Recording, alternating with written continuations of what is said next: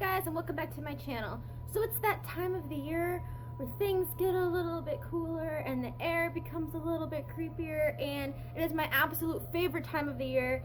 It is October, which means Halloween is coming up in about a week. Everyone's getting super excited for that. So, there's so many different ways to celebrate Halloween. People go to haunted houses, people go to pumpkin patches, corn mazes. So many fun, exciting ways to celebrate the amazing time that is Halloween. What better way than to listen to some music to get you in that Halloween mood? So that's what this video is going to be about today. I'm going to share with you guys some of my favorite songs that get me in the Halloween mood. All of them aren't necessarily Halloween songs, but they just kind of have that edge to them, that creepiness, and I just absolutely love the feeling of being creeped out or like lyrics behind creepy things. Alright, so let's get started with this list. Last words whisper slowly to me.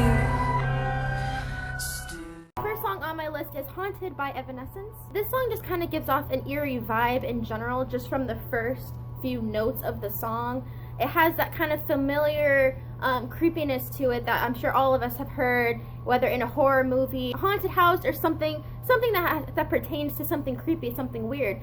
The song doesn't necessarily mean that this is like a ghost horror type song. This is a lot of horror metaphors to explain what they're trying to explain in the song.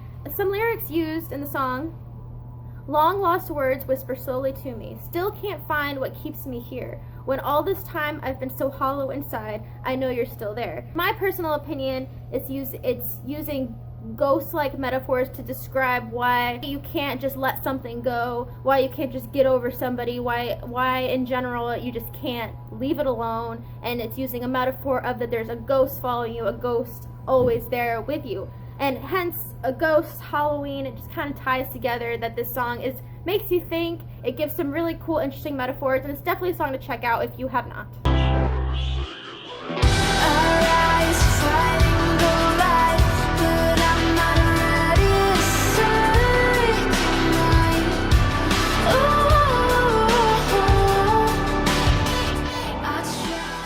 Next song on my list is Eyelids by Paris. And actually, if you want some songs that have like a Halloween kind of theme, the entire White Noise album is inspired by ghosts and paranormal events. So if you want to check out the entire album as a whole, go check it out. It makes you think. It has like that underlying creepiness to it, and that's probably why it's one of my favorite albums of all time, is because I find myself attracted to the darkness, like when you're like writing a poem or a paper or any type of metaphorical statement, tying darkness and ghosts and creepiness to it always piques my interest, and that's part of the reason I absolutely love Paris. But I'm going to use Eyelids as an example because of the way it was produced. The lyrics, again, are you just using creepy metaphors, to describe what Lynn is saying in the song. An example from the song: I'll face my fear of the sunrise when I wake up with your hand inside mine. It's hard to say good morning when it's followed with goodbye. And then she says, I just wanted to say goodnight. So basically, if you take it as a literal sense, there's a ghost that that's only with her at night when she's sleeping. That's the only time she feels, that's the only time she's at peace. And it has that, again, like that eerie, creepy, metaphorical ghost vibe to it. When when you take it from a different kind of standpoint, it's about obviously like some kind of love story. A lot of people believe it's a reaction to her ex-girlfriend's song that she did before Eyelids. So like the lyrics kind of combine. And a cool fun fact about this song, the last little part at the end of the song is actually a voicemail left by Lynn's ex-girlfriend, Alexa. And it's actually the real voicemail from her. So, obviously the song is about Alexa, but the way that she is using the metaphors is very creepy, very ghostly. Like, my ex-lover is just a ghost that's always with me. And in this particular song, it's a ghost that only comes out at night. So I think that's absolutely amazing and a really cool way, because I think a lot of us in general kind of feel that way, where, you're only happy at night when you're dreaming, and then when you wake up, there's life again. So that's just my personal opinion on the intake of this song. and it always just gives me a creepy feel, especially because right before the first chorus, there's like a muffled guy's voice that sounds kind of like a possessed voice. I don't know if that's what it is, but it always kind of creeps me out a little bit, and just kind of, it's a perfect song to play during Halloween.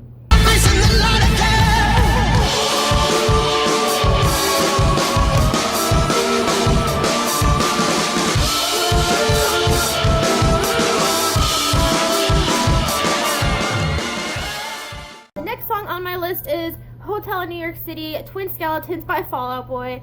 This song, from the moment I heard it, gave me chills. I thought that the aggressiveness of Patrick's vocals mixed with the instrumentation of it being a little bit creepier, really just, it was like, song was like for me. I know a lot of people didn't really connect with it as well because it was so different, but I think that's why I like it. I feel like the song gets overlooked quite a bit, even by fans of Fall Out Boy, because you listen to a song like Irresistible and then you listen to a song like Twin Skeletons, and the differences in style is just insane. Like, you know, this song is creepy. It has like the chants in it that just kind of give you that creepy, you know, cultish feel to it, and that's why I love listening to this song, you know, in the fall during Halloween time. It always gets me in the spirit of Halloween. One of my favorite lyrics of the song is, a birth and a death on the same day. I only appear to watch me fade away. Now this means that, you know, a birth and a death on the same day is, you know, a birth is something that people rejoice, are super excited about, a new life coming in, and then a death is something that's mourned and very upsetting. So a birth and a death on the same day is just completely contrast each other. It's not good, it's not bad. And when Patrick is saying, or Pete's writing, I only appear so you can watch me fade away. So, you know, they appear, you're happy, you're joyful, you know, you finally get what you want, and then it fades away just as quickly. And again, I'm not sure if this is necessarily referencing a ghost type of deal. I absolutely love this song because it does have those like creepy undertones to it and those creepy themes to it throughout the entire song. Like when they're talking about, you know, I don't want to get into it because some of the lyrics can be interpreted sexually, and I know there's some younger people that watch my videos, but just the way that it's like things that are supposed to be happy, you know, are brought out and with different metaphors and like creepier undertones to them, really make this song something really special to me, because it's just so different for Fall Out Boy to take on, and it puts me in the creepy kind of Halloween mood. So that's why this song is on my list. As a girl, you have set your heart on haunting me forever. From the start, it's never silent. Ever since we met,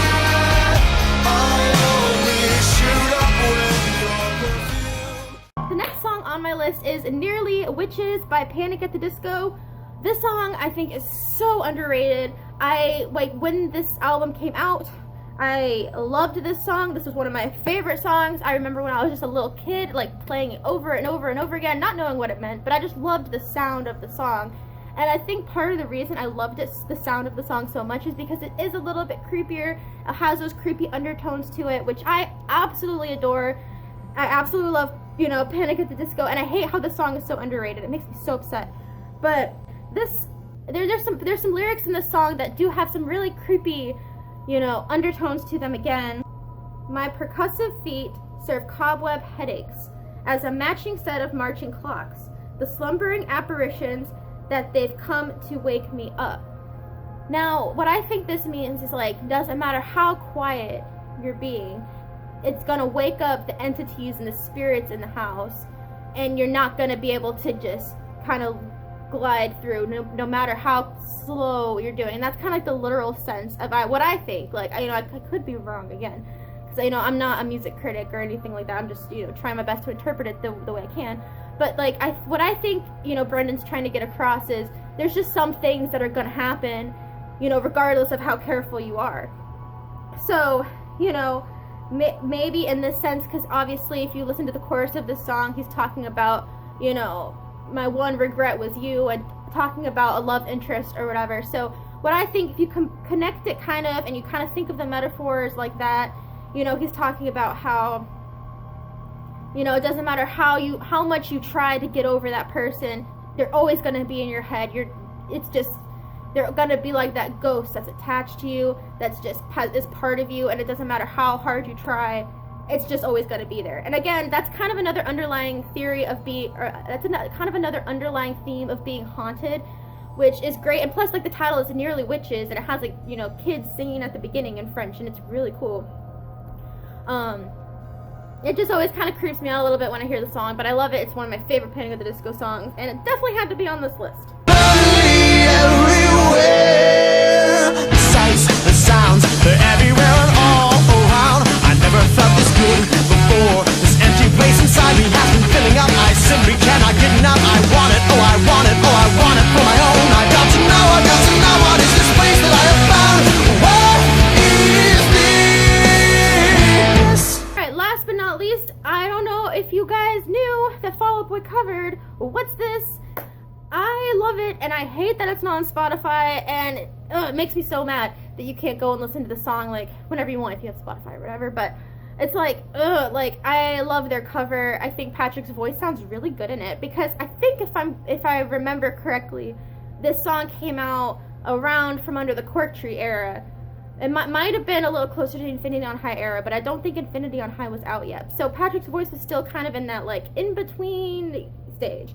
And I think it sounds amazing. And, you know, of course, a lot of people think What's This is more of a Christmas song than a Halloween song, but The Nightmare Before Christmas is both Halloween and Christmas movie, in my opinion. So that's what I'm going to say. I love it. You guys need to check it out if you haven't heard it before. I will link a YouTube video to this song in the description down below. Alright, you guys, well, that's going to be it for this video. I really hope you enjoyed it. Please give it a thumbs up to let me know. And, you know, for this week, let's just, like, try and take in as much Halloween fun as we can. I'm going to start right now. Where's my cats? Don't judge me. Okay, guys. This is Boyd. I think you guys have seen him in some of my videos before. He is a lobster for Halloween. So let's see if this fits. This is the first time I'm going to try it on for you guys.